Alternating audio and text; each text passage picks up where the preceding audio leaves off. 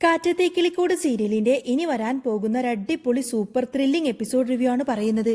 അങ്ങനെ സുനന്ദയുടെ കല്യാണം കഴിഞ്ഞതിന് ശേഷം സുനന്ദക്കും ഭർത്താവിനും വേണ്ടിയിട്ട് ഗംഭീരമായിട്ടൊരു വിരുന്നൊരുക്കുന്ന തിരക്കിലായിരിക്കും സുഭാഷും നിധിയും. അങ്ങോട്ടേക്ക് പോവാനായി സുനന്ദ വലിയ സന്തോഷത്തിൽ ഒരുങ്ങി നിൽക്കുകയാണ്. ഇത് കണ്ട് അസൂയയും ദേഷ്യവും സഹിക്കാനാവാത്തത് ലളിതയും ഗംഗാധരനും ധനശേഖരനും അവിടെ കൂടി നിൽക്കുന്നുണ്ട്. സുനന്ദ ഭർത്താവിന്റെ വീട്ടിലേക്ക് പോകുന്നതിനെ പറ്റിയിട്ട് ലളിത സംസാരിക്കുമ്പോൾ സുനന്ദ അതേന്ന് തലയാട്ടുന്നുണ്ട്. ഇത് കണ്ട ഉടനെ തന്നെ ലളിത ഗംഗാധരനെ തോണ്ടിയിട്ട് പറയുന്നുണ്ട്, കണ്ടോ മനുഷ്യ, ഇവിടെ നിന്നും ഇറങ്ങിപ്പോവാൻ ഇവൾക്കൊരു യാതൊരുവിധ വിഷമവുമില്ല. എത്ര സന്തോഷത്തിലാ അവൾ നിൽക്കുന്നത് നോക്കിക്കേ. ഇവൾ ഇവിടെ നിന്നും പോകുന്ന കാര്യം ഓർക്കുമ്പോൾ നമുക്കാണെങ്കിൽ ചങ്ക് പൊട്ടുന്ന വേദനയാണ്. ഇവളാണെങ്കിൽ ഭർത്താവിന്റെ വീട്ടിലേക്ക് പോകാൻ വേണ്ടി നേരത്തെ തന്നെ ഒരുങ്ങിക്കെട്ടി നിൽക്കുവാണല്ലോ. പിന്നെ സുനന്ദയുടെ നേരെ തിരിഞ്ഞ് ലളിത ചോദിക്കുന്നുണ്ട്, എടി അറിയാൻ പാടില്ല എന്നിട്ട് ചോദിക്കുവാണ്, ഞങ്ങളെയൊക്കെ വിട്ടുപോകുന്നതിൽ നിനക്ക് ഒരു തുള്ളി പോലും വിഷമം പോലും ഇല്ലേടി? ഇത് കേട്ടപ്പോൾ സുനന്ദ കൂളായിട്ട് തന്നെ മറുപടി നൽകി, ഞാനിപ്പോൾ അങ്ങോട്ടേക്ക് പോവാനായിട്ട് ഒരുങ്ങിയതൊന്നുമല്ല, ഞാനും ചേട്ടനും കൂടി പുറത്തൊന്ന് പോയിട്ട് വരാമെന്ന് കരുതിയതിലാണ്. അന്നേരം ധനശേഖരൻ സംശയത്തോട് ചോദിച്ചു, എന്താടി അമ്പലത്തിലേക്ക് വല്ലതും പോകുവാണോ എന്ന്. സുനന്ദ ഒരു കൂസലുമില്ലാതെ തന്നെ മറുപടി പറഞ്ഞു, അല്ലച്ചാ, ഞാൻ സുഭാഷേട്ടന്റെ വീട്ടിലേക്കൊന്ന് പോവുകയാണ്. ഈ ഒരു പേര് കേട്ടപ്പോൾ ധനശേഖരന്റെ നിയന്ത്രണം വിട്ടു. അവൻ കലതുള്ളി സുനന്ദയെ തല്ലാൻ വേണ്ടിയിട്ട് അങ്ങ് പാഞ്ഞെടുത്തു. ഉടനെ തന്നെ ലളിത വന്ന് അവനെ അങ്ങ് തടഞ്ഞു നിർത്തിയിട്ട് പറയുന്നുണ്ട്, മോൻ അകത്തുണ്ട്, നീ ഇങ്ങോട്ടേക്ക് മാറി നിൽക്ക്. പല്ലുറമ്പി ധനശേഖരൻ പറഞ്ഞു, ഇപ്പൊ കല്യാണം കഴിഞ്ഞ പെണ്ണായതുകൊണ്ട് മാത്രം ഞാൻ നിന്നെ വിട്ടുകളയുവാണ്, അല്ലെങ്കിൽ നിന്റെ പല്ലടിച്ച് ഞാനങ്ങ് താഴെയിട്ടേനേന്ന് പറയും. സത്യം പറ, നീ ഇപ്പോൾ എന്തിനാണ് അങ്ങോട്ടേക്ക് പോകുന്നത്? അന്നേരം ലളിതയും ചോദിച്ചു, യാത്ര പറയാനാണെങ്കിൽ നീ നേരത്തെ തന്നെ അവിടെ പോയതല്ലേ, പിന്നെയും എന്തിനാ നീ അങ്ങോട്ടേക്ക് കെട്ടിയെടുക്കുന്നത്? ഗംഗാധരനും വല്ലാതെ ദേഷ്യം വന്നിരുന്നു. മോളെ, നീ ഈ കാണിച്ചു കൂട്ടുന്നതൊന്നും ഒട്ടും ശരിയല്ല. നിന്നെ കഷ്ടപ്പെട്ട് പോറ്റി വളർത്തി പഠിപ്പിച്ച് ഈ കല്യാണം കഴിപ്പിച്ചത് ഞങ്ങളാണ്. അവരുടെ മുന്നിൽ കൊണ്ടുപോയി നീ ഞങ്ങളെ നാണം കെടുത്തരുത്. അന്നേരം സുനന്ദക്കും നല്ല ദേഷ്യം വന്നു. ഇതിലിപ്പം നാണം കെടുത്താനും അപമാനിക്കാനും ഒക്കെ എന്തായിരിക്കുന്നത്? ഞാൻ യാത്ര പറയാൻ സുഭാഷേട്ടന്റെ വീട്ടിൽ ചെന്നപ്പോൾ പുള്ളി ഞങ്ങളെ വിരുന്നിന് വിളിച്ചു. സുഭാഷേട്ടനായിട്ട് ഇങ്ങോട്ടേക്ക് വിളിച്ചതൊന്നുമല്ല കേട്ടോ. ഞാൻ എൻ്റെ ഭർത്താവിനെയും കൂട്ടിയിട്ട് കൂടി വരട്ടെ എന്ന് ചോദിച്ചപ്പോൾ എന്നാ പിന്നെ വിരുന്നിന് വരാൻ സുഭാഷേട്ടൻ പറയുമായിരുന്നു. അതുകൊണ്ടാണ് ഞങ്ങൾ ഒരുങ്ങിയിറങ്ങിയത്. ഇപ്പൊ ചേട്ടൻ വരും. ലളിത വിടുന്ന മട്ടില്ല. നിനക്കെന്താടി കല്യാണം കഴിഞ്ഞ സ്ഥിതിക്ക് അടങ്ങി ഒതുങ്ങി സുഖമായിട്ടങ്ങ് ജീവിച്ചൂടെ? നിനക്കൊരു ആഗ്രഹവുമില്ലേ? ധനശേഖരൻ വീണ്ടും ചൂടായി. എത്ര കഷ്ടപ്പെട്ടിട്ടാണ് നിന്റെ കല്യാണം ഞങ്ങൾ ഇത്രയും ഗംഭീരമായിട്ട് നടത്തിയത്, എന്നിട്ടിപ്പോ നീ നിന്റെ ജീവിതം നശിപ്പിക്കുവാണോ? ഇത് കേട്ട സുനന്ദ അങ്ങ് ചിരിച്ചു. നിങ്ങൾ എന്നെ വെറുതെ പേടിപ്പിക്കുന്നത് എന്തിനാ? ഞാൻ കുറച്ച് കഴിയുമ്പോൾ എൻ്റെ ഭർത്താവിൻ്റെ കൂടെ വീട്ടിലേക്ക് പോവും. ഇതിനിടയിൽ ഞാൻ എന്ത് ചെയ്യാനാ? ചേട്ടൻ കിട്ടിയ ഈ ഒരു താലി എൻ്റെ കഴുത്തിൽ തന്നെയുണ്ടല്ലോ. ഞാൻ എൻ്റെ ഭർത്താവിൻ്റെ കൂടെയല്ലേ സുഭാഷേട്ടൻ്റെ വീട്ടിലേക്ക് പോകുന്നത്. പുള്ളി ഞങ്ങളെ അവിടെ വിരുന്നിന് വിളിച്ചു. ഞാനും എൻ്റെ ഭർത്താവും കൂടി അവിടെ പോയി കുറച്ച് ഭക്ഷണം കഴിക്കുന്നു. അതുകൊണ്ട് ഇടിഞ്ഞു വീഴാൻ പോകുന്ന ആകാശം എന്താ? ലളിതയ്ക്ക് വീണ്ടും സംശയം. അല്ല, ഇപ്പൊ നിങ്ങൾ എന്തിനാ അവിടെ പോയി ഭക്ഷണം കഴിക്കുന്നത് എന്ന് ചോദിക്കും. കല്യാണം കഴിഞ്ഞ സ്ഥിതിക്ക് നിനക്കിനി അവിടെ എന്താടി കാര്യം? ഗംഗാധരൻ കർശനമായി പറഞ്ഞു, ദേ കേട്ടോ, ഇനി ഒരിക്കലും നീ ആ പടിയിറങ്ങാൻ പാടില്ല. ധനശേഖരൻ കൂട്ടിച്ചേർത്തു, സുനന്ദ, നീ നിന്റെ ഭർത്താവിനോട് ഇതൊന്നും പറയാൻ പാടില്ലായിരുന്നു. നീ പറയുന്നത് കേട്ട് എല്ലാവരും ഒരുപോലെ നിൽക്കുമെന്നൊന്നും നീ വിചാരിക്കണ്ട. അങ്ങനെ എങ്ങാനും ചെറിയ സംശയം തോന്നിക്കഴിഞ്ഞാൽ മതി, നിന്റെ ജീവിതം വലിയ പ്രശ്നങ്ങളുണ്ടാവുമെന്ന് പറയും. അന്നേരം സുനന്ദ പുച്ഛത്തോട് ചോദിച്ചു, അപ്പോഴേക്കും നമുക്ക് പോകാമെന്നേ എന്ന് പറഞ്ഞുകൊണ്ട് സുനന്ദയുടെ ഭർത്താവ് അങ്ങോട്ടേക്ക് കയറി വന്നു. എല്ലാവരും പെട്ടെന്ന് മുഖത്ത് ഒരു ചിരി വിടർത്തി അവനെ നോക്കി. സുനന്ദ ഭർത്താവിനോട് പറഞ്ഞു, പോവാൻ ചേട്ടാ, ഞാൻ ഇവരോട് നമ്മൾ സുഭാഷേട്ടൻ്റെ വീട്ടിലേക്ക് പോകുന്നതിനെ പറ്റിയിട്ട് പറയുമായിരുന്നു. ഉടനെ തന്നെ പോയിട്ട് വരാമെന്നും പറഞ്ഞു. എല്ലാവരും വീണ്ടും ഇടിച്ചുകൊണ്ട് നിൽക്കുമ്പോഴേക്കും ഭർത്താവിൻ്റെ ഫോണിലേക്ക് പെട്ടെന്നൊരു കോള് വരികയാണ്. 1 മിനിറ്റ് എന്ന് പറഞ്ഞ് അവൻ കുറച്ച് മാറി നിന്ന് സംസാരിക്കാൻ തുടങ്ങി. അപ്പോൾ ധനശേഖരൻ വീണ്ടും പല്ലിറമ്മിക്കൊണ്ട് പറയാണ്, എടി, നിന്നോട് പോകരുതെന്ന് പറഞ്ഞാൽ നീ പോവരുത്. മര്യാദക്ക് നീ ഈ വീട്ടിൽ തന്നെ ഇരുന്നോണം. സുനന്ദ വിട്ടുകൊടുത്തില്ല. സുഭാഷേട്ടൻ ഞങ്ങൾക്ക് വേണ്ടി അവിടെ ഭക്ഷണമൊക്കെ ഉണ്ടാക്കിയിട്ട് കാത്തിരിക്കുമായിരിക്കും. ഞാൻ സുഭാഷേട്ടനെ ഇതിനോടകം ഒരുപാടധികം ചതിച്ചു കഴിഞ്ഞു. ഇനി എനിക്ക് സുഭാഷേട്ടനെ ചതിക്കാൻ വയ്യ. ഞങ്ങൾ രണ്ടുപേരെയും അങ്ങോട്ടേക്ക് പോവാൻ അനുവദിച്ചില്ലെങ്കിൽ ഞാൻ എൻ്റെ ഭർത്താവിനോട് എല്ലാ സത്യങ്ങളും അങ്ങ് തുറന്നു പറയും.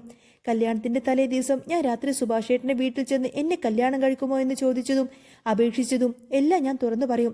നിങ്ങളെല്ലാവരും കൂടി സുഭാഷേട്ടൻ്റെ മുന്നിൽ കിടന്ന് നാടകം കളിച്ചാണ് എന്നെ തിരികെ കൊണ്ടുവന്നത് എന്നൊക്കെ, എന്നെ നിർബന്ധിച്ച് ഭീഷണിപ്പെടുത്തിയിട്ടാണ് ഈ ഒരു കല്യാണം നടന്നത് എന്നൊക്കെ ഞാൻ എൻ്റെ ഭർത്താവിനോട് പറയും. എന്നാൽ സുനന്ദയുടെ വാക്ക് കേട്ട് എല്ലാവരും അങ്ങ് ഞെട്ടിത്തെറിച്ച് നിന്നു. അന്നേരം സുനന്ദയുടെ ഭർത്താവ് ഫോൺ വിളിച്ചു കഴിഞ്ഞ് തിരികെ എത്തി. സുനന്ദ, നമുക്ക് പോയിട്ട് വരാം. അടുത്ത സുനന്ദയുടെ അമ്മാവിൻ്റെ വീടുണ്ട് എന്നും അങ്ങോട്ടേക്ക് നമുക്കൊരുമിച്ച് പോകാമെന്നും പറഞ്ഞപ്പോൾ പോയിട്ട് വരാമെന്ന് ഞാനും ഏറ്റു. അപ്പോൾ നിങ്ങളും വരുന്നോ ഞങ്ങളുടെ കൂടെ? അവൻ ലളിതയോടും മറ്റുമായിട്ട് ചോദിച്ചു. ലളിത പെട്ടെന്ന് തന്നെ അങ്ങ് തടി തപ്പി, അയ്യോ മോനെ, ഇവിടെ ഇപ്പോൾ ഒരുപാട് ജോലികളുണ്ട്, നിങ്ങൾ പോയിട്ട് വാ. അപ്പോ സുനന്ദയുടെ ഭർത്താവിനൊരു സംശയം. എന്നിട്ട് ചോദിക്കുന്നുണ്ട്, അല്ല അവരെന്താ കല്യാണത്തിന് വരാതിരുന്നത്? കല്യാണത്തിന് അവരെയൊന്നും കണ്ടില്ലല്ലോ. എല്ലാവരും മറുപടി ഇല്ലാതെ അങ്ങനെ തലകുനിച്ച് നിന്നു. പെട്ടെന്ന് തന്നെ സുനന്ദ ഇടപെട്ടു. ചോദിച്ചത് കേട്ടില്ലേ, മറുപടി കൊടുക്ക്. ഗംഗാധരൻ കള്ളച്ചിരി ചിരിച്ചുകൊണ്ട് പറഞ്ഞു, അവര് വന്നില്ല മോനെ, എന്റെ സ്വന്തം അനുജന. പക്ഷേ അവര് ഞങ്ങളുമായിട്ട് വലിയ അടുപ്പത്തിലൊന്നുമല്ല. ഞങ്ങൾ അധികം സംസാരിക്കാറ് പോലുമില്ല. ചെറിയൊരു സ്വത്തു തർക്കത്തിന്റെ പ്രശ്നമാണ്. അന്നേരം ധനശങ്കരനും അതിനൊപ്പം തന്നെ കൂടി. ഇവരോട് അങ്ങോട്ടേക്ക് പോവണ്ടെന്ന് എത്ര പറഞ്ഞാലും ഇവള് കേൾക്കില്ല. അവൾക്ക് ബന്ധുക്കളായിട്ട് ഞങ്ങളേ ഉള്ളൂ. ഞങ്ങളിൽ ഇല്ലെങ്കിൽ പിന്നെ അവരെ ബന്ധുക്കളായിട്ട് വിളിക്കാൻ വേറെ ആരുമില്ല. അതുകൊണ്ടാ അവൾ ഇങ്ങനെ അങ്ങോട്ട് പോകുന്നത്. ലളിതയും ആ ഒരു കള്ളത്തരത്തിന് കൂട്ടുനിന്നു. ചെറുപ്പം മുതലേ ഇവരൊരുമിച്ചാണ് കളിച്ചു വളർന്നത്. അവിടെയാണെങ്കിൽ 4 ആൺപിള്ളേരാണ്. അവരെല്ലാവരും ഇവളെ സ്വന്തം പെങ്ങളെ പോലെയാ കാണുന്നത്. ഇവളാണെങ്കിൽ അവരെ ആങ്ങളമാരെ പോലെയും. അതുകൊണ്ട് ഇവൾ മാത്രം അങ്ങോട്ടേക്ക് പോവും വരുമൊക്കെ ചെയ്യും. ഞങ്ങൾ പിന്നെ അതത്ര കാര്യമാക്കാറില്ല. പോകണ്ട എന്ന് പറഞ്ഞാലും ഇവൾ കേൾക്കില്ലല്ലോ. ഇത് കേട്ട് ഭർത്താവ് അങ്ങ് ചിരിച്ചു. ഓ, അത്രയുള്ളൂ. സ്വത്ത് തർക്കമല്ലേ, ഞങ്ങളുടെ വീട്ടിലുമുണ്ട് ഇതൊക്കെ. അതൊരു വലിയ കഥയാ സുനന്ദ. ഞാൻ പിന്നെ പറയാം. സാവകാശം പറഞ്ഞു തരാമെന്ന് പറയും. എന്തായാലും നമുക്കിപ്പോൾ അങ്ങോട്ടേക്ക് പോയിട്ട് വരാം. അങ്ങനെ സുനന്ദ വലിയ സന്തോഷത്തിൽ തന്നെ സുനന്ദയുടെ ഭർത്താവിന്റെ കൂടെ സുഭാഷേട്ടന്റെ വീട്ടിലേക്ക് പോയി. അവരവിടെ നിന്നും ഇറങ്ങിയതോടുകൂടെ തന്നെ ലളിത അങ്ങ് കലിതുള്ളി. ഇവൾ ഇതൊക്കെ നശിപ്പിക്കും. അവളും സമാധാനമായി ഇനി ജീവിക്കില്ല. നമ്മളെയും അവളെ ജീവിക്കാൻ സമ്മതിക്കില്ല. അവരവിടെ പോയി തിരികെ വരുന്നതുവരെ നമുക്കൊരു സമാധാനം ഉണ്ടാവില്ല. അവളുടെ ഭർത്താവിനോട് അവൾ എന്തൊക്കെയാ വിളിച്ചു പറഞ്ഞിരിക്കുന്നത് എന്നൊക്കെ ആർക്കറിയാം. ഇനി അവിടെ ചെന്ന് എന്തെങ്കിലും പറയാൻ പോവാണോ എന്തോ. ഇതേ സമയം സുഭാഷും നിധിയും നികേഷും ഒക്കെ വലിയ സന്തോഷത്തിൽ സുനന്ദക്കും ഭർത്താവിനും വേണ്ടി ഉണ്ടാക്കിയ വിഭവങ്ങളൊക്കെ ഇങ്ങനെ ഹാളിലേക്ക് കൊണ്ടുവന്ന് വെക്കുന്നതാണ്. ഹരീഷും സുധീഷും ഇതെല്ലാം കണ്ട് അവരെ തന്നെ നോക്കിയിരിക്കുന്നുണ്ട്. അപ്പോഴാണ് സുനന്ദ ഭർത്താവിനെയും കൂട്ടിയിട്ട് പതിവ് പോലെ തന്നെ അടുക്കളവാതിലിന്റെ അടുത്തേക്ക് വന്നത്. സുഭാഷേട്ട എന്ന് സുനന്ദ വിളിച്ചതും സുഭാഷ് പുറത്തേക്ക് നോക്കി. അപ്പോ സുധീഷ് പറയുന്നുണ്ട്, സുഭാഷേട്ട മുൻവശത്തല്ല, അടുക്കളവാതിലിന്റെ അടുത്താണ്. സുഭാഷേട്ടൻ അങ്ങോട്ടേക്ക് ചെന്നപ്പോൾ സുധീഷ് ഹരീഷിനോട് ഇങ്ങനെ കുശുകുശുത്തു. വിരുന്ന് വന്നിരിക്കുവാണ്. എന്നാലും അവൾ പതിവ് പോലെ തന്നെ ഭർത്താവിനെയും കൂട്ടിയിട്ട് പിൻവാതിൽ വഴിയാണ് അവളുടെ വരവ്. സുഭാഷ് ചിരിച്ചുകൊണ്ട് ചോദിച്ചു, സുനന്ദ മോളെ വാ, ഇതെന്താ നീ പിൻവാതിൽ വഴിയാണോ അകത്തേക്ക് കയറി വരുന്നത്? ഭർത്താവിനെയും കൂട്ടിച്ചൊക്കെ വരുമ്പോൾ മുൻവശത്ത് വാതിലൂടെയല്ലേ വരാൻ വേണ്ടിയിട്ട്. സുനന്ദയ്ക്ക് ചമ്മലായി. സോറി സുഭാഷേട്ടാ. സുഭാഷ് ആശ്വസിപ്പിച്ചു. സാരമില്ല മോളെ, നിങ്ങൾ മുൻവശത്തെ വാതിലിലൂടെ കയറി വാ എന്ന് പറഞ്ഞ് അവരെ മുൻവശത്തേക്ക് പറഞ്ഞു വിട്ടു. സുനന്ദ ഭർത്താവിനെയും കൂട്ടിച്ച് അങ്ങോട്ടേക്ക് നടക്കുമ്പോൾ ഭർത്താവ് ചിരിച്ചുകൊണ്ട് ചോദിച്ചു, ഞാൻ അപ്പോഴേ വിചാരിച്ചു ഇതെന്താ നീ പിൻവാതിൽ വഴിയാണല്ലോ വരുന്നത്, എന്നെ കൂട്ടിക്കൊണ്ടു പോകുന്നത് എന്നൊക്കെ. അന്നേരം സുനന്ദ പറഞ്ഞു, ഞാൻ എപ്പോഴും ഈ വഴിയാണ് വരാറുള്ളത്. ആ ഒരു ഓർമ്മയിൽ അറിയാതെ ഞാനങ്ങ് കൂട്ടിക്കൊണ്ട് വന്നതാ, സോറി എന്ന് പറയുന്ന സമയത്ത് തന്നെ ഭർത്താവ് അങ്ങ് ചിരിച്ചു. അതൊന്നും സാരമില്ല. ഇതിലിപ്പോ എന്തിരിക്കാനാണ്? അവർ മുറ്റത്തേക്ക് ഇറങ്ങി മുൻവശത്തെ വാതിലിന്റെ അടുത്തേക്ക് വന്നു. വരാന്തയിലിരിക്കുന്ന ഭാസ്കരൻ ഇതെല്ലാം തന്നെ ശ്രദ്ധിക്കുന്നുണ്ടായിരുന്നു. വളരെ സന്തോഷത്തോടെ പുറത്തേക്ക് ഇറങ്ങി വന്ന സുഭാഷ് അവരെ സ്വീകരിച്ചു. നിധിയും സുധീഷും ഹരീഷും നികേഷും എല്ലാം തന്നെ അവർക്ക് പിന്നാലെ ഉണ്ടായിരുന്നു. നിധി സ്നേഹത്തോടെ ചോദിച്ചു, നിങ്ങൾക്ക് സുഖമാണോ എന്ന്. സുനന്ദയുടെ ഭർത്താവ് ചിരിച്ചുകൊണ്ട് പറഞ്ഞു, അതെ, സുഖമായിട്ടിരിക്കുന്നു. നിധി പതിയെ ഭാസ്കരനോട് പറഞ്ഞു, അകത്തേക്ക് വിളിക്ക്. സുനന്ദ ഭർത്താവിന് ഭാസ്കരനെ പരിചയപ്പെടുത്തി കൊടുത്തു. ഇതാണ് എന്റെ അമ്മയുടെ ആങ്ങള, അമ്മാവൻ ഭാസ്കരൻ. ഭർത്താവ് പുഞ്ചിരിച്ചുകൊണ്ട് തന്നെ കൈകൂപ്പി നമസ്കാരം പറഞ്ഞപ്പോൾ ഭാസ്കരൻ ചിരിച്ചുകൊണ്ട് തന്നെ അവിടെ നിന്നും എഴുന്നേറ്റ് പറഞ്ഞു, നമസ്കാരം, അകത്തേക്ക് കയറി വായോ. അങ്ങനെ സുഭാഷ് വളരെയധികം സന്തോഷത്തോടു കൂടി തന്നെ അവരെ കയറ്റിയിട്ട് അകത്തേക്ക് പോയി. ബാക്കിയുള്ളവരെല്ലാം തന്നെ അവരുടെ പിന്നാലെയും ചെന്നു. സുനന്ദയും ഭർത്താവും അകത്തേക്ക് കയറിയിരുന്നപ്പോൾ എല്ലാവരും ചിരിച്ചുകൊണ്ട് അവർക്ക് ചുറ്റുമായി വന്നു നിന്നു. സുനന്ദ ഓരോരുത്തരെയായിട്ട് പരിചയപ്പെടുത്തി. അപ്പോൾ സുധീഷ് ചോദിക്കുന്നുണ്ട്, ദുബായിലാണല്ലേ ജോലി എന്ന് കേട്ടു. അവിടെ എന്താ ജോലി? ഭർത്താവ് പറഞ്ഞു, ദുബായിൽ സുനന്ദയുടെ അച്ഛൻ ജോലി ചെയ്യുന്ന അതേ കമ്പനിയിൽ സൂപ്പർവൈസറായിട്ടാണ്. അപ്പൊ നികേഷ് ആവേശത്തിൽ ചോദിച്ചു, അപ്പൊ നിങ്ങൾ ഉടനെ തന്നെ ദുബായിലേക്ക് ഒരുമിച്ച് പോവുമായിരിക്കുമല്ലേ? സുനന്ദ എന്നും നോക്കി പുഞ്ചിരിച്ചുകൊണ്ട് തന്നെ ഭർത്താവ് മറുപടി നൽകി, സുനന്ദയുടെ വിസ പ്രോസസ്സിംഗ് ഒക്കെ കഴിഞ്ഞാൽ ഉടനെ തന്നെ ഇവളെ കൂട്ടിക്കൊണ്ടു പോകും. നികേഷ് വീണ്ടും, അപ്പോ ഉടനെ തന്നെ ഉണ്ടാവുമല്ലേ എന്ന് ചോദിച്ചു. ഭർത്താവ് ചിരിച്ചുകൊണ്ട് എല്ലാവരോടുമായിട്ട് ചോദിച്ചു, നിങ്ങൾ എല്ലാവരും എന്താ കല്യാണത്തിന് വരാതിരുന്നത് എന്ന്. ഞാൻ സുനന്ദയുടെ വീട്ടിൽ ചോദിച്ചപ്പോൾ അപ്പോഴാണ് അറിഞ്ഞത് നിങ്ങൾ തമ്മിൽ എന്തോ കുടുംബ പ്രശ്നമുണ്ട് എന്ന്. സുധീഷ് പറഞ്ഞു, അതെ അതെ, അതൊക്കെ തുടങ്ങിയിട്ട് ഇപ്പൊ കുറെ നാളായി. നികേഷ് കൂട്ടിച്ചേർത്തു. പക്ഷേ സുനന്ദ അതൊന്നും കാര്യമാക്കാതെ ചെറുപ്പം മുതലേ ഇവിടെ വരുമായിരുന്നു. സുനന്ദയല്ലാതെ മറ്റാരും ഇങ്ങോട്ടേക്ക് വരാറില്ല. ഞങ്ങൾ അങ്ങോട്ടും പോവാറില്ല. അപ്പൊ നിധി പറയുന്നുണ്ട്, ഇവരെല്ലാവരും കസിൻസ് അല്ലേ, വീട്ടുകാർ തമ്മിൽ വഴക്കുണ്ടായാലും പിള്ളേരെല്ലാവരും സ്നേഹത്തിലായിരുന്നു. അന്നേരം ഭർത്താവ് സമാധാനിപ്പിച്ചു, എനിക്ക് മനസ്സിലാവുന്നുണ്ട്, ഇതുപോലുള്ള പ്രശ്നങ്ങളൊക്കെ ഞങ്ങളുടെ വീട്ടിലുമുണ്ട്. മാതാപിതാക്കൾ തമ്മിൽ മിണ്ടയില്ലെങ്കിലും ഞങ്ങൾ കസിൻസ് എല്ലാവരും തമ്മിൽ നന്നായി സംസാരിക്കാറുണ്ട്. സുഭാഷ് അവരോട് സ്നേഹത്തോടെ ചോദിക്കുന്നുണ്ട്, നിങ്ങൾ എപ്പോഴാണ് ദുബായിലേക്ക് പോകുന്നത് എന്ന്. എന്നിട്ട് അവരെ ഭക്ഷണം കഴിക്കാനൊക്കെ ക്ഷണിച്ചു. എല്ലാവരും വളരെയധികം സന്തോഷത്തോടെ നിൽക്കുമ്പോൾ സുഭാഷും നിധിയും ചേർന്ന് സുനന്ദയും ഭർത്താവിനും ഭക്ഷണം വിളമ്പിക്കൊടുത്തു. അന്നേരം സുനന്ദയുടെ ഭർത്താവ് സ്നേഹത്തോടെ തന്നെ ചോദിക്കുന്നത്, നിങ്ങളും കൂടെ ഇരിക്ക്, ഞങ്ങളുടെ കൂടെ കഴിക്കാനെന്ന്. സുധീഷ് പറയുന്നത്, ഏയ് അതൊന്നും സാരമില്ല, നിങ്ങൾ കഴിക്ക്, ഞങ്ങൾ പിന്നെ കഴിച്ചോളാമെന്ന് പറയും. അന്നേരം സുനന്ദയുടെ ഭർത്താവ് ഒരു സംശയം, അച്ഛനും ഭക്ഷണം കഴിക്കാൻ വരുന്നില്ലേ? സുഭാഷ് പറയുന്നുണ്ട്, അച്ഛൻ കുറച്ചും കൂടി കഴിഞ്ഞിട്ടേ കഴിക്കാറുള്ളൂ. അപ്പോഴേക്കും അകത്തേക്ക് കയറി വന്ന ഭാസ്കരൻ ചോദിക്കുന്നുണ്ട്, ഞാൻ പിന്നെയാ കഴിക്കാറുള്ളതെന്ന് നിന്നോട് ആരാടാ പറഞ്ഞത്? ഞാനില്ലാതെ എന്ത് വിരുന്നാടാ ഇവിടെ? സുനന്ദ സന്തോഷത്തോടു കൂടെ തന്നെ വിളിച്ചു. മാമ വാ, ഇവിടെ വന്നിരിക്ക്. ഭാസ്കരൻ പറയുന്നുണ്ട്, ഞാൻ ഇവിടെ ഇരുന്നോളാം, നിങ്ങൾ അവിടെ ഇരുന്ന് കഴിക്കുമെന്ന് പറയും. അങ്ങനെ ഭാസ്കരൻ അവിടേക്ക് വന്നിരുന്നപ്പോൾ സുഭാഷ് ഒരു പ്ലേറ്റ് എടുത്ത് ഭാസ്കരന്റെ മുന്നിലേക്ക് വെച്ചു. ഭാസ്കരൻ ചോദിക്കുന്നുണ്ട്, ഈ പ്ലേറ്റ് എനിക്കെന്തിനാടാ? ഇന്ന് ഞാൻ ഇലയിലാണ് കഴിക്കാൻ പോകുന്നത്. നിധിമോളെ, എനിക്കൊരു ഇലയിട്ടതാ. സുഭാഷും നിധിയും ചേർന്ന് ഭാസ്കരന് ഭക്ഷണം വിളമ്പി. വളരെ സന്തോഷത്തോടു കൂടെ തന്നെ ഭാസ്കരൻ അവരുടെ കൂടെ ഇരുന്ന് ഭക്ഷണം കഴിച്ചു. സുനന്ദ വലിയ അഭിമാനത്തോടെ ഭർത്താവിനോട് പറയുന്നു, സുഭാഷേട്ടൻ പാചകം ചെയ്തുകൊണ്ട് നിൽക്കുമ്പോഴാ ഞാൻ പിൻവാതിൽ വഴി വരുന്നത്. വന്ന് സുഭാഷേട്ട എന്ന് വിളിച്ച ഉടനെ തന്നെ എന്താ ഉണ്ടാക്കുന്നത് വെച്ചാൽ എനിക്ക് കുറച്ച് ടേസ്റ്റ് ചെയ്യാൻ തരും. ഭയങ്കര സൂപ്പറായിരിക്കും. കുറച്ച് പാത്രത്തിലാക്കിയിട്ട് വീട്ടിലേക്ക് തന്നുവിടുകയും ചെയ്യും. ഞാൻ വീട്ടിൽ കൊണ്ടുപോയിട്ട് അത് കഴിക്കാറുണ്ട്. ഭർത്താവും അത് സമ്മതിച്ചു. അത് സത്യമാ, എല്ലാ ഐറ്റവും സൂപ്പറായിട്ടുണ്ട്.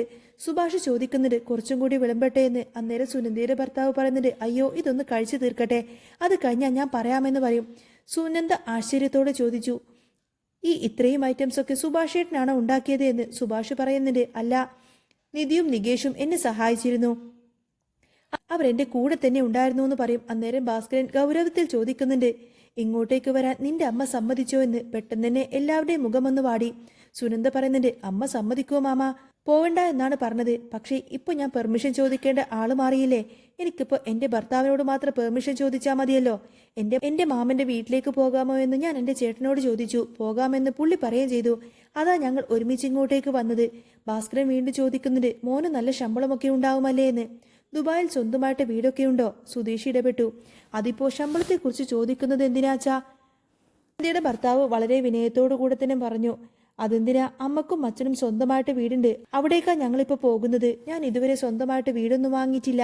വലിയ താമസമില്ലാതെ ഞങ്ങളും ഒരു വീട് വാങ്ങിക്കും. ദുബായിൽ എനിക്ക് നല്ല ശമ്പളമുണ്ട്. സുനന്ദയെ ദുബായിലേക്ക് കൂട്ടിക്കൊണ്ടുപോയാൽ ഞങ്ങൾക്ക് അവിടെ സുഖമായിട്ട് കഴിയാം. സുഭാഷ് വെറുതെ ഒന്ന് ചിന്തിച്ചു നിൽക്കുമ്പോൾ സുനന്ദയുടെ ഭർത്താവ് ചോദിക്കുന്നുണ്ട്, നിങ്ങളുടെ വീട്ടിൽ ആരൊക്കെയുണ്ട് എന്ന്. എന്നിട്ട് സുനന്ദയോട് ചോദിക്കുന്നുണ്ട്, എന്താ സുനന്ദ, ഇതുവരെ അതൊന്നും പറഞ്ഞിട്ടില്ലേ? അപ്പോ ഭാസ്കരൻ അർത്ഥഗർഭമായി പറഞ്ഞു, അവളത് പറയാൻ വേണ്ടിയിട്ടാണോ ഇങ്ങോട്ടേക്ക് വരുന്നത്? അവൾ വേറൊരു കാര്യത്തിന് വേണ്ടിയിട്ടില്ല ഇങ്ങോട്ടേക്ക് വരുന്നത്. ഇത് കേട്ടപ്പോൾ എല്ലാവരും വല്ലാതെ ടെൻഷൻ അടിച്ചിങ്ങനെ പരസ്പരം മുഖത്തോട് മുഖം നോക്കി നിൽക്കാണ്. ഉടനെ തന്നെ നിധി ചിരിച്ചുകൊണ്ടങ്ങ് വിഷയം മാറ്റി. സുനന്ദ ഇവിടെ സുഭാഷേട്ടൻ ഉണ്ടാക്കുന്ന ഭക്ഷണം കഴിക്കാൻ വേണ്ടിയിട്ടില്ല വരുന്നത്. അതാ മാമൻ പറഞ്ഞത്. സുഭാഷേട്ടന്റെ ഭക്ഷണം സുനന്ദക്ക് അത്രമാത്രം ഇഷ്ടമാണ്. അതിനു വേണ്ടിയിട്ടാണ് സുനന്ദ ഇടയ്ക്കിടയ്ക്ക് വരുന്നത്. അന്നേരം സുനന്ദയുടെ ഭർത്താവ് ചിരിച്ചുകൊണ്ട് ചോദിച്ചു, നിധി സുഭാഷേട്ട എന്നാണോ വിളിക്കുന്നത്? കണ്ട സ്വന്തം ചേട്ടനും അനിയത്തിയും പോലെയുണ്ടല്ലോ. നിധി പറഞ്ഞിട്ട്, അതെ, ഞാൻ ഇവിടെ വന്ന നാൾ മുതലേ അങ്ങനെ തന്നെയാണ്. അന്നേരം സുനന്ദയുടെ ഭർത്താവ് ചോദിക്കുന്നുണ്ട്, സുഭാഷേട്ടൻ എന്താ ഇതുവരെ കല്യാണം കഴിക്കാതിരുന്നത് എന്ന്. അത് കേട്ടപ്പോൾ എല്ലാവർക്കും ഭയങ്കര സങ്കടമായി. സുനന്ദയും വിഷമത്തോടെ സുഭാഷേട്ടനെ നോക്കി. അന്നേരം സുനന്ദയുടെ ഭർത്താവ് ചോദിക്കുന്നുണ്ട്, അയ്യോ സോറി കേട്ടോ, ഞാൻ ചോദിച്ചത് തെറ്റായോ? ഞാൻ തെറ്റായിട്ടാണ് ചോദിച്ചത്, അങ്ങനെ ചോദിക്കാൻ പാടില്ലായിരുന്നോ? സുഭാഷ് അന്നേരം ചിരിച്ചിട്ട് പറയുന്നുണ്ട്, അങ്ങനെയൊന്നുമില്ല. അന്നേരം സുനന്ദയുടെ ഭർത്താവ് പറയുന്നുണ്ട്, അനുജന്റെ കല്യാണം കഴിഞ്ഞു, ഇതുവരെയായിട്ട് ചേട്ടന്റെ കല്യാണം കഴിഞ്ഞില്ലല്ലോ, അതുകൊണ്ടാണ് ഞാൻ ചോദിച്ചത് എന്ന് പറയും. ഹരീഷ് പറയുന്നുണ്ട്, സുഭാഷ് ഏട്ടന് പെണ്ണ് നോക്കുന്നുണ്ട്, ഉടനെ തന്നെ കല്യാണം നടക്കും. സുധീഷ് കൂട്ടിച്ചേർത്തു, ഞങ്ങളുടേത് ലവ് മാരേജ് ആയിരുന്നു. നിധിയുടെ വീട്ടിൽ കുറച്ച് പ്രശ്നങ്ങളൊക്കെ ഉണ്ടായിരുന്നു, അതുകൊണ്ടാണ് ഞങ്ങൾ പെട്ടെന്ന് കല്യാണം കഴിച്ചത് എന്ന്. സുഭാഷ് ഏട്ടനും കല്യാണം നോക്കുന്നുണ്ട്. നികേഷും പറയുന്നുണ്ട്, അതെ അതെ, അടുത്ത കല്യാണം സുഭാഷ് ഏട്ടനതായിരിക്കും. അപ്പോൾ സുനന്ദ വികാരധീരനായി പറഞ്ഞു, സുഭാഷ് ഏട്ടന്റെ കല്യാണം ഉടനെ തന്നെ നടക്കണം. ഞാൻ ചേട്ടന്റെ കൂടെ ദുബായിലേക്ക് പോയി കഴിഞ്ഞാൽ പിന്നെ കല്യാണത്തിന് വരാൻ പറ്റുമോ എന്നൊന്നും അറിയില്ല. ഞാൻ ദുബായിലേക്ക് പോകുന്നതിന് മുൻപേ തന്നെ സുഭാഷ് ഏട്ടന്റെ കല്യാണം നടക്കണം. എനിക്കത് കാണണം. ഞാൻ ഇവിടെ വരരുത് എന്ന് എന്നോട് ആർക്കും പറയാൻ പറ്റില്ല. ഞാൻ പറഞ്ഞ ചേട്ടൻ എന്നെ കൂട്ടിക്കൊണ്ടുവരും. ഞങ്ങൾ രണ്ടുപേരും ഉറപ്പായിട്ടും സുഭാഷ് ഏട്ടന്റെ കല്യാണത്തിന് വരും. സുഭാഷ് പുഞ്ചിരിച്ചുകൊണ്ട് തന്നെ തലയാട്ടി. നിധി പറയുന്നുണ്ട്, മാട്രിമോണിയൽ സൈറ്റിലൊക്കെ കൊടുത്തിട്ടുണ്ട്, ഉടനെ തന്നെ കല്യാണം നടക്കും. ഭാസ്കരൻ അന്നേരം സുനന്ദയുടെ ഭർത്താവിനോട് ചോദിച്ചു, മോന് അനുജത്തിമാര് വല്ലതും ഉണ്ടെങ്കിൽ പറ, നമുക്ക് പെട്ടെന്ന് തന്നെ കല്യാണം നടത്താമായിരുന്നു എന്ന്. സുധീഷും ചോദിച്ചു, അനുജത്തിയുണ്ടോ എന്ന്. ഭർത്താവ് ചിരിച്ചുകൊണ്ട് പറഞ്ഞു, എനിക്കൊരു ചേട്ടനും അനുജനും മാത്രമേ ഉള്ളൂ. എൻ്റെ വീട്ടിൽ പെൺകുട്ടികൾ ആരും തന്നെ ഇല്ല എന്ന് പറയും. അങ്ങനെ അവരെല്ലാവരും വളരെയധികം സന്തോഷത്തോടെ സംസാരിച്ചിരുന്ന് അവരങ്ങനെ ഭക്ഷണം കഴിച്ചു. അതിനിടയിൽ സുധീഷിനെ കണ്ണിറുക്കി കാണിച്ചുകൊണ്ട് തന്നെ നിധി അവനോട് റൂമിലേക്ക് വരാൻ പറഞ്ഞു. നിധി അകത്തേക്ക് പോകുമ്പോൾ സുധീഷ് ഹരീഷിനോട് പതിയെ പറഞ്ഞു, എന്റെ ഭാര്യ എന്നെ വിളിക്കുന്നുണ്ടടാ. ഹരീഷ് കളിയാക്കി പറഞ്ഞു, ചെല്ല് ചെല്ല്, അകത്ത് വേറെ വിരുന്ന് ഒരുക്കിയിട്ടുണ്ടാവും. റൂമിലെത്തിയ ഉടനെ തന്നെ സുധീഷിനോട് നിധി കാര്യമായി പറഞ്ഞു, സുനന്ദയുടെ കല്യാണം കഴിഞ്ഞിട്ട് ആദ്യമായിട്ട് നമ്മുടെ വീട്ടിലേക്ക് വന്നതല്ലേ, അവര് പോകുമ്പോൾ എന്തെങ്കിലും സമ്മാനം കൊടുക്കണ്ടേ? എന്റെ കയ്യിലാണെങ്കിൽ ഒരു പുതിയ സാരി ഇരിക്കുന്നുണ്ട്, ഞാൻ അത് കൊടുക്കാം. പക്ഷേ സുനന്ദയുടെ ഭർത്താവിന് കൊടുക്കാൻ എന്റെ കയ്യിലൊന്നുമില്ല. സുധീഷിന്റെ കയ്യിൽ പുതിയ ഡ്രസ്സ് വല്ലതുമുണ്ടോ എന്ന് ചോദിക്കും. സുധീഷ് പറയുന്നുണ്ട്, എന്റെ കയ്യിൽ പുതിയ ഡ്രസ്സൊന്നും ഇല്ലല്ലോ. നിധി വിഷമത്തോടെ പറഞ്ഞു, സുനന്ദക്ക് മാത്രം ഡ്രസ്സ് കൊടുത്താൽ ഭർത്താവിന് ഒന്നും കൊടുക്കാതിരിക്കുന്നത് ശരിയല്ല. ഒന്ന് ആലോചിച്ചു നോക്കിക്കേ. സുധീഷ് ചോദിച്ചു, നിധി ഡ്രസ്സ് തന്നെ കൊടുക്കണമെന്നുണ്ടോ എന്ന്. നിധി പറയുന്നുണ്ട്, ഞാൻ ഡ്രസ്സാ കൊടുക്കുന്നത്. സുധീഷേട്ടന് കയ്യിൽ വേറെ എന്തെങ്കിലും ഉണ്ടോ കൊടുക്കാൻ? അന്നേരം സുധീഷ് ഓർത്തു, എന്റെ കയ്യിൽ ഒരു പുതിയ വാച്ചുണ്ട്, എവിടെയെങ്കിലും പുറത്തു പോകുമ്പോഴോ ഫംഗ്ഷനോ ഒക്കെ പോകുമ്പോൾ കെട്ടിക്കൊണ്ടു പോകാമെന്ന് കരുതിയിട്ട് ഞാൻ വാങ്ങിച്ചു വെച്ചതാ. പുതിയതാണത്, അത് വേണമെങ്കിൽ കൊടുക്കാമെന്ന് പറയും. നിധി ഈ വീട്ടിലേക്ക് വരുന്നതിന് മുൻപ് വാങ്ങിച്ചതാണ്. ദേ ഈ കബോർഡിൽ ഞാൻ സൂക്ഷിച്ചു വെച്ചിട്ടുണ്ട്. നിധി സന്തോഷത്തോടെ പറഞ്ഞു, ആദ്യം അതൊന്ന് കാണൂ, എന്നിട്ടാവാം ഞാൻ എടുക്കട്ടെ. നിധി അൽമാരയിൽ ചെന്നിട്ട് ആ ഒരു വാച്ച് എടുത്തു. സുധീഷ് ചോദിക്കുന്നുണ്ട്, ഇത് ഓക്കെ അല്ലേ എന്ന്. നിധി പറഞ്ഞു, ഇത് സൂപ്പർ ആയിട്ടുണ്ട്, ഇത് തന്നെ നമുക്ക് അവർ പോവാനിറങ്ങുമ്പോൾ കൊടുക്കാമെന്ന് പറയും. എന്നിട്ട് നിധി സാരി എടുത്തൊരു സുധീഷിനെ കാണിച്ചു. അത് കഴിഞ്ഞ് സുധീഷിനെ വിളിച്ച് അവൾ നേരെ പുറത്തേക്ക് പോകാൻ തുടങ്ങിയപ്പോൾ സുധീഷ് കുറുമ്പോട് കൂടെ തന്നെ ചോദിച്ചു,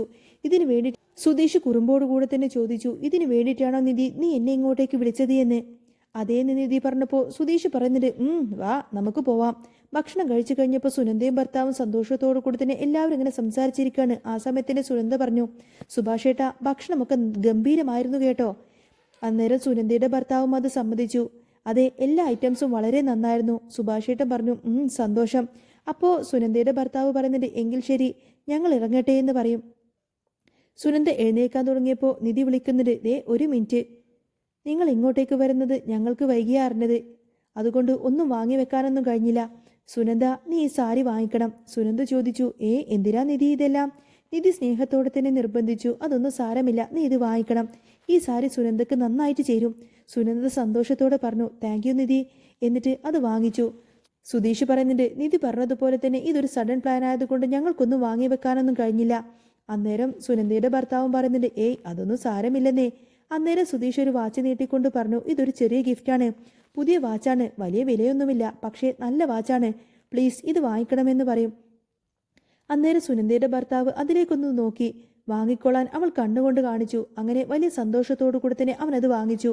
അന്നേരം സുനന്ദയുടെ ഭർത്താവ് എല്ലാവരോടായിട്ട് പറഞ്ഞു, ശരി ഞാൻ പോയിട്ട് വരാം. നിധി അവളെ ചേർത്ത് പിടിച്ചപ്പോൾ സുനന്ദ പതിയെ കാതിൽ പറഞ്ഞു, സുഭാഷേട്ടനെ നോക്കണേ, പെട്ടെന്ന് തന്നെ സുഭാഷേട്ടനെ കല്യാണം നടത്തണം. ഇത് കേട്ട് നിധിയൊന്ന് മൂളി. പിന്നെ എല്ലാവരോടും യാത്ര പറഞ്ഞതിന് ശേഷം സുനന്ദ ഭാസ്കരന്റെ അടുത്തേക്ക് വന്നു. മാമ ഞങ്ങൾ പോയിട്ട് വരാമെന്ന് പറഞ്ഞപ്പോൾ ഭാസ്കരന് വല്ലാത്ത വിഷമത്തോടു കൂടെ തന്നെ തലയാട്ടി. സുനന്ദ പറയുന്നുണ്ട്, മാമ ഞങ്ങൾ അനുഗ്രഹിക്കണം. അങ്ങനെ അവർ ഭാസ്കരന്റെ കാലിൽ തൊട്ട് അനുഗ്രഹം വാങ്ങിച്ചു. ഭാസ്കരൻ നിറഞ്ഞ മനസ്സോടു കൂടെ തന്നെ അവരെ അനുഗ്രഹിച്ചു. പിന്നെ സുഭാഷേട്ടന്റെ അടുത്തേക്ക് വന്നിട്ട് സുനന്ദ പറയുന്നുണ്ട്, സുഭാഷേട്ടാ ഞങ്ങൾ പോയിട്ട് വരാം. സുഭാഷ് പുഞ്ചിരിച്ചുകൊണ്ട് തന്നെ തലയാട്ടി. ഭർത്താവിനൊപ്പം സുനന്ദ അവിടെ നിന്നും പടിയിറങ്ങി. എല്ലാവരും സന്തോഷത്തോടു കൂടി തന്നെ അവരെ യാത്രയക്കാൻ പിന്നാലെ ചെന്നു. പുറത്തേക്ക് ഇറങ്ങിയ സുനന്ദ വലിയ വിഷമത്തോടു കൂടി തന്നെ എല്ലാവരെയും തിരിഞ്ഞു നോക്കി. അന്നേരം സുനന്ദയുടെ ഭർത്താവ് പറയുന്നുണ്ട്, നമുക്ക് പോവാം. ശരിയെങ്കിൽ എല്ലാവരെയും ഒന്നുകൂടി നോക്കിക്കൊണ്ട് തന്നെ സുനന്ദ കയ്യും പിടിച്ചുകൊണ്ട് തന്നെ അവർ സന്തോഷത്തോടു കൂടി തന്നെ അവിടെ നിന്ന് നടന്നുപോയി.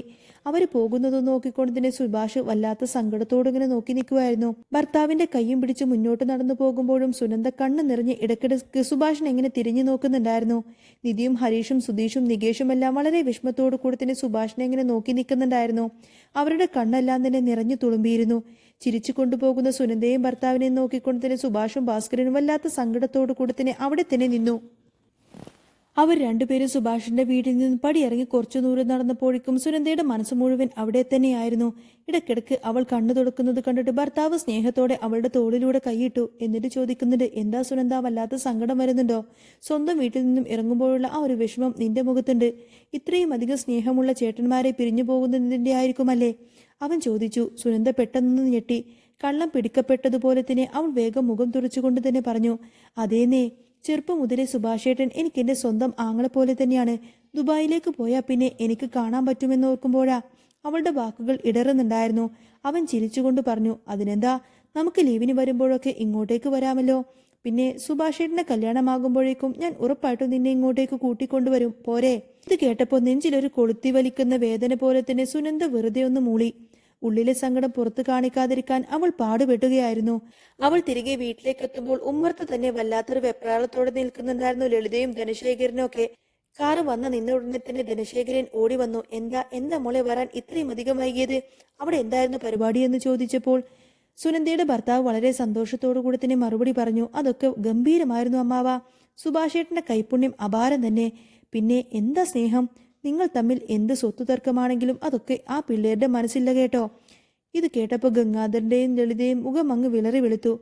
സുനന്ദയുടെ ഭർത്താവ് വീണ്ടും തുടർന്നു, സുനന്ദ പറഞ്ഞത് സത്യമാണ്. സുഭാഷേട്ടൻ നല്ലൊരു മനുഷ്യനാണ്. ആ ചേട്ടന്റെ കല്യാണം വേഗം നടക്കാൻ വേണ്ടിയിട്ട് നമുക്കൊന്ന് പ്രാർത്ഥിക്കാം. അവർ നേരെ അകത്തേക്ക് കയറിപ്പോയപ്പോൾ ലളിത സുനന്ദയുടെ കയ്യും പിടിച്ച് വലിച്ചുകൊണ്ട് അടുക്കള ഭാഗത്തേക്ക് അങ്ങ് പോയി. എടി, എന്ത് മന്ത്രവാദമാടി നീ അവിടെ പോയിട്ട് അവനോട് കാണിച്ചു കൂട്ടിയത്? അവൻ സുഭാഷിനെ ഇങ്ങനെ വല്ലാതെ വാതോരാതെ പൊക്കി സംസാരിക്കുന്നുണ്ടല്ലോ. നീ അവനോട് വല്ല സത്യം വിളിച്ചു പറഞ്ഞു കൊടുത്തിട്ടുണ്ടോ? ലളിത പല്ലിറുമിക്കൊണ്ട് ചോദിച്ചു. ഇതേ സമയം സുഭാഷിന്റെ വീട്ടിൽ വല്ലാത്തൊരു നിശബ്ദതയായിരുന്നു. എല്ലാവരും പോയി കഴിഞ്ഞ് സുഭാഷ് നേരെ തന്റെ മുറിയിലേക്ക് കയറി വാതിലങ്ങ് അടച്ചു. പഴയൊരു ഡയറിയിൽ സൂക്ഷിച്ചു വെച്ചിരുന്ന സുനന്ദയുടെ ആ ഒരു ഫോട്ടോ എടുത്തു നോക്കിക്കൊണ്ട് തന്നെ അവൻ അങ്ങ് പൊട്ടിക്കരഞ്ഞു. അപ്പോഴാണ് വാതിലിന്റെ ഒരു മുട്ട് കേട്ടത്. കണ്ണു തുടച്ച് വാതിൽ തുറന്നു നോക്കുമ്പോൾ മുന്നിൽ നിധിയായിരുന്നു വന്നു നിന്നത്. സുഭാഷേട്ടന്റെ ചുവന്ന കണ്ണുകൾ കണ്ട് നിധിക്ക് വല്ലാത്ത സങ്കടം തോന്നി. സുഭാഷേട്ടാ, എനിക്ക് മനസ്സിലാവും സുനന്ദ പോയതിന്റെ വിഷമം. പക്ഷേ ഇനിയെങ്കിലും നമ്മൾ ആ ഒരു സത്യം അംഗീകരിച്ചേ പറ്റൂ. അവളിപ്പം മറ്റൊരാളുടെ ഭാര്യയാണ്. അവൻ വളരെ നല്ലവനാണെന്ന് സുഭാഷേട്ടനും കണ്ടതല്ലേ. അവളെ സമാധാനമായിട്ട് ജീവിക്കാൻ നമ്മൾ വിടണം. അവൾ ഇനി അവന്റെ കൂടെ സന്തോഷമായിട്ട് ജീവിച്ചോട്ടെ എന്ന് പറഞ്ഞ് നിധി അവനെ ആശ്വസിപ്പിക്കാൻ ശ്രമിച്ചു. സുഭാഷ് ഒരു നെടുവീർപ്പോടെ പറഞ്ഞു, അവൾ എന്റെ സ്വന്തമാകില്ല എന്ന് എനിക്കറിയാം നിധി.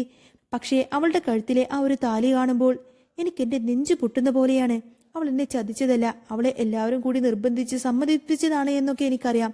അത് ഓർക്കുമ്പോഴാ വാക്കുകൾ മുഴുവനാക്കാൻ കഴിയാതെ സുഭാഷ് വീണ്ടും അങ്ങ് തല കുനിച്ചു. അങ്ങനെ രാത്രിയായപ്പോൾ സുനന്ദയുടെ വീട്ടിൽ എല്ലാവരും ഉറങ്ങാൻ കിടന്നു. ഇടയ്ക്ക് വെള്ളം കുടിക്കാൻ വേണ്ടി സുനന്ദയുടെ ഭർത്താവ് റൂമിൽ നിന്നും പുറത്തേക്ക് ഇറങ്ങിയപ്പോൾ അടുക്കളയിൽ നിന്ന് എന്തോ ഒരു സംസാരം കേട്ടു. അവൻ പതിയെ അങ്ങോട്ടേക്ക് ചെന്നപ്പോൾ സുനന്ദയും ധനശേഖരനും തമ്മിൽ വലിയ തർക്കത്തിലായിരുന്നു. നീ ഇനിയെങ്കിലും ആ പടി ചവിട്ടാൻ പാടില്ല സുനന്ദ. നീ അവിടെ ചെന്ന് അവനെ കാണുന്നത് അവൻ സഹിച്ചേക്കാം. പക്ഷേ ഞങ്ങൾക്കത് സഹിക്കാൻ കഴിയില്ല. നിന്റെ കല്യാണത്തിന്റെ തലേന്ന് നീ ആ സുഭാഷിന്റെ കൂടെ ഇറങ്ങിപ്പോവാൻ നിന്നതല്ലേ.